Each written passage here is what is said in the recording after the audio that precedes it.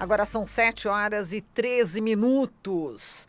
Bom, em depoimento prestado nesta terça-feira na CPMI das fake news, o Hans River do Nascimento, né, ex-funcionário da Iacos, né, de uma agência de disparos de mensagens em massa por WhatsApp, ele mentiu, né, nessa comissão e insultou a repórter da Folha de São Paulo, Patrícia Campos Melo. Eu vou ler um trecho aqui do depoimento dele, né, para os ouvintes, internautas, telespectadores terem uma ideia, né, do insulto, né, que esta pessoa fez à Patrícia. Ele diz o seguinte: quando cheguei na Folha de São Paulo, quando ela, a repórter, a Patrícia, escutou a negativa, enfim, o distrato que eu dei e deixei claro que não fazia parte do meu interesse, a pessoa querer um determinado tipo de matéria a troco de sexo, que não era a minha intenção, que a minha intenção era ser ouvido a respeito do meu livro, entendeu? Isso ele disse e ainda... o Eduardo Bolsonaro, o deputado, ele falou também a respeito do tema e disse o seguinte, né? Eu não duvido que a senhora Patrícia Campos Melo, jornalista da Folha, possa ter se insinuado sexualmente, como disse o senhor Hans, em troca de informações para tentar prejudicar a campanha do presidente Jair Bolsonaro. Ou seja, é o que a Dilma Rousseff falava, fazer o diabo pelo poder. Vamos fazer aqui a repercussão dessa notícia, né? Lembrando que em dezembro do ano passado, né? Do ano retrasado, aliás, na época da eleição, a reportagem da Folha trazia, baseada em documentos da Justiça do Trabalho, e relatos, né, do Hans, que mostrou uma rede de empresas, entre elas a Iacos, né, que recorreu ao uso fraudulento de nome CPF de pessoas idosas para registrar chips de celular, né, e garantir disparo aí de lotes de mensagens em benefícios de políticos. Notícias, enfim, que a gente lembra bem, né, a época das fake news, né, na época das eleições. E a gente convidou a Renata Miele, ela que é coordenadora geral do Fórum Nacional pela Democratização da Comunicação, para comentar esse fato. Olá, Renata, bom dia. Bom dia, Marilu, bom dia, Glauco, bom dia aos ouvintes da Rádio Brasil Atual, aí, o pessoal da TVC, todo mundo. Tristeza essa notícia, né, Marilu? Sim, eu queria que você analisasse, né, esse grau aí, né, de ofensa, né, enfim. É uma tristeza aí para nós, né, jornalistas, mulheres ainda, também é uma coisa que cala fundo, né? É o grau de perversidade que as pessoas que assaltaram o poder no Brasil, né, que estão no poder no Brasil, recorrem para atacar e tentar minar a credibilidade das informações que circulam e que incomodam esses poderosos, né? É uma grave ofensa, é um atentado à liberdade de imprensa, à liberdade de expressão, é uma forma, esse tipo de recurso que a família Bolsonaro e aqueles que estão ao redor, né, desse movimento político que o Bolsonaro lidera, de caráter autoritário, fascista, conservador, né, machista, preconceituoso, esse é o traço distintivo deste tipo de política que eles fazem. Porque como eles não conseguem dialogar com a sociedade a partir dos fatos e se defender a partir de circunstâncias reais, eles partem para a tática do ataque. A tática deles é a tática do inimigo, é a tática do adversário, é a tática de que todos estão num complô internacional contra eles. E então não tem argumento, não tem apresentação de provas de que eles sejam inocentes dos fatos que eles estão sendo acusados, porque eles são culpados, sim.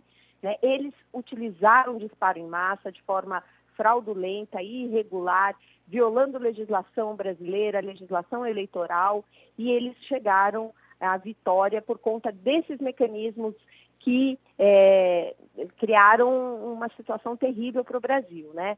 Eu queria dizer, Marilu, que essas violações à liberdade de expressão, e aqui eu já queria deixar claro, prestar minha solidariedade à Patrícia, mas não só a ela, a todos os jornalistas, homens e mulheres que estão sendo assediados, né, e atacados por esse governo e seus seguidores, em função dessa constante escalada de violações à liberdade de expressão, um grupo de organizações, entre os quais o FNDC, encaminhou um pedido de audiência temática à Comissão Interamericana de Direitos Humanos da OEA sobre as violações à liberdade de expressão promovidas pelo Estado brasileiro. Essa audiência, pela primeira vez acontecerá na história, foi aceita e será agora no dia 6 de março, em Porto Príncipe, onde nós vamos levar todos esses casos e vamos usar mais esse espaço para cobrar da comunidade internacional que acompanhe mais de perto, mas também que pressione, né, o Brasil, porque o que nós estamos vivendo é uma situação muito grave, né? Exatamente. Agora, Renata, os prints divulgados, o áudio também, planilha, enfim, todas as informações que foram aí publicadas pela repórter Patrícia Campos Melo mostram que, de fato, uma testemunha mentiu. Inclusive, mentir, nesse caso, como testemunha numa comissão parlamentar mista de inquérito, é crime. Mas a gente sabe, como você ressaltou, que não é a mentira em si que importa, mas o como essa mentira vai ser, na verdade, divulgada como se fosse uma verdade. E a gente sabe que nesse caso existe aí toda uma rede, todo um conjunto que vai fazer pelas redes sociais essa tentativa de divulgar essa mentira como se mentira não fosse. Então é o caso também de cobrar atitudes dessas grandes corporações aí que detêm as redes sociais para que fiquem atentas a isso, porque não é possível que isso seja divulgado de forma impune também, né, Renata? Isso é muito grave, Glauco, porque a gente vive um momento que, né, alguns especialistas, pesquisadores têm classificado como um certo caos informacional, né? Então, basta... qual que é o mecanismo pelo qual esse tipo de mentira se espalha? Você tem uma pessoa que, entre aspas, é um porta-voz crível, né, que ele tem a autoridade de falar, no caso deste senhor que estava numa CPMI, ele estava sendo ouvido, né, então ele fala isso num ambiente onde supostamente ele deveria estar dizendo a verdade, então a situação confere um ar de veracidade ao depoimento dele, porque, como você mesmo disse, ele não poderia mentir numa CPMI porque é crime. E esse depoimento, ele tem menos, é isso que as pessoas precisam entender. O objetivo desse depoimento não era enganar os deputados. Ali todo mundo já sabe o que aconteceu, entendeu? Os senadores, as pessoas que compõem a CPMI. Ele é uma fala voltada para ser reproduzida posteriormente na internet, para viralizar, para ser disseminada via WhatsApp, via Facebook, via outras redes sociais e atingir exatamente quem?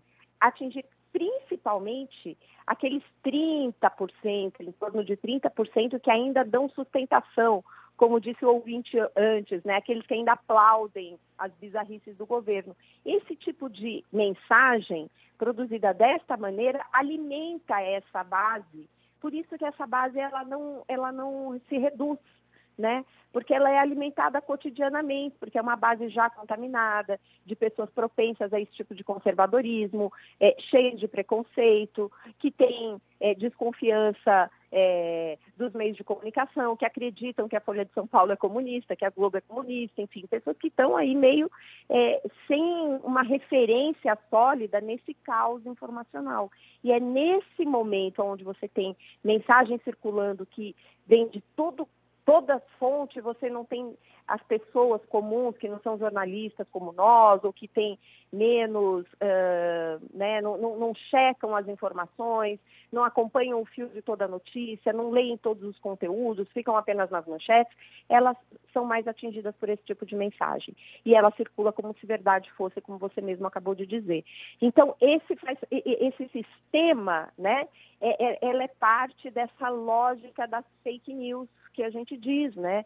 Então, a fake news não é uma coisa que a dona de casa ou um trabalhador sem querer reproduz e poxa, ele se enganou. Não, é uma coisa conscientemente trabalhada e construída, uma indústria que passa, inclusive, por esse tipo de mise-en-scène que aconteceu ontem na Câmara dos Deputados para atingir a Patrícia Campos Melo. E a Patrícia Campos Melo, no Twitter dela, colocou exatamente para contrapor, né, essa narrativa. Ela diz o seguinte: publicamos aqui a reportagem mostrando todas as mentiras da testemunha da CPMI, com áudio, foto, print screens e planilha. Agradeço a solidariedade de vocês e peço para que compartilhem, para que o insulto e a narrativa mentirosa não prevaleçam. Obrigada. Então é muito importante, né, que haja essa disseminação também dessa informação que a Patrícia está colocando, né, para justamente fazer esse contraponto a essa narrativa, né, Renata?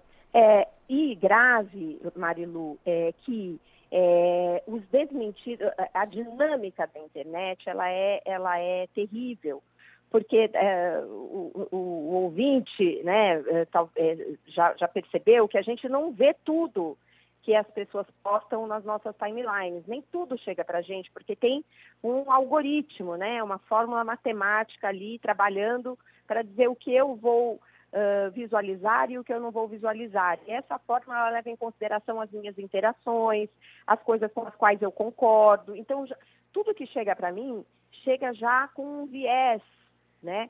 Então, parte dessas pessoas que são atingidas pela viralização da mentira proferida contra a Patrícia, e não só da mentira, mas do ataque baixo que foi feito contra ela, não serão atingidas, não receberão na mesma proporção os desmentidos. Você não tem um canal, né? Então, essa nova dinâmica é grave. Então, é muito importante que as pessoas, não basta lá curtir, né? Então, acho que nós também temos que entender nessa, digamos assim, disputa de narrativas, nós precisamos entender como nos comportarmos nessas redes. Então, muitas vezes, as pessoas apenas curtem, ou faz a carinha de triste lá na postagem, ou curte o tweet da Patrícia. Isso não é suficiente. Tem que compartilhar. Todo mundo precisa compartilhar os desmentidos, porque é só com o compartilhamento e comentário que ele ganha escala e tem possibilidade de romper as bolhas criadas pelos algoritmos. Então, isso é uma coisa importantíssima, né? E eu acho que essa rede de solidariedade é nacional e internacional também. Na madrugada, o relator da UEA para a Liberdade de Expressão, que é onde vai acontecer também a nossa audiência, ele se posicionou no Twitter, né?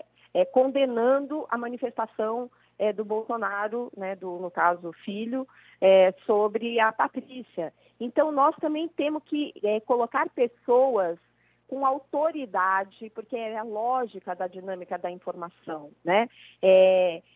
Prestando solidariedade a ela. Nós temos que fazer disso um assunto, né, para que as pessoas comecem para que o desmentido e o ponto de vista de quem está sendo atacado por essa tentativa de nos calar, porque quando uma pessoa vai numa CPMI e usa o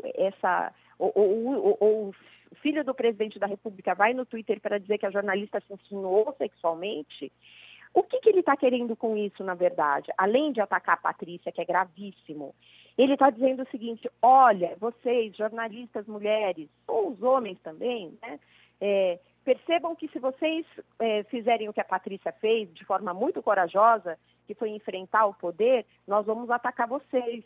E essas pessoas têm família, têm filhos, e o que elas fazem? Elas se calam, elas se retraem. Então, essa tática é a tática de promover a autocensura. Você deixa de se posicionar, deixa de fazer uma reportagem importante, de publicar algo importante por medo dos ataques que virão.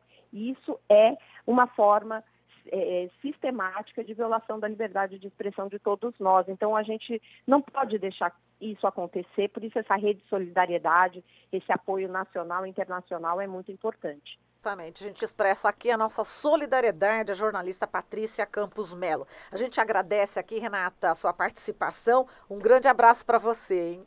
Um abraço, Marilu, um abraço, Glauco, e estamos aí na luta. É isso aí, vamos lá. Abraço, Renata. Falamos aqui com a Renata Miele, ela que é do Centro de Estudos de Mídia Alternativa Barão de Itararé e coordenadora geral do Fórum Nacional pela Democratização da Comunicação.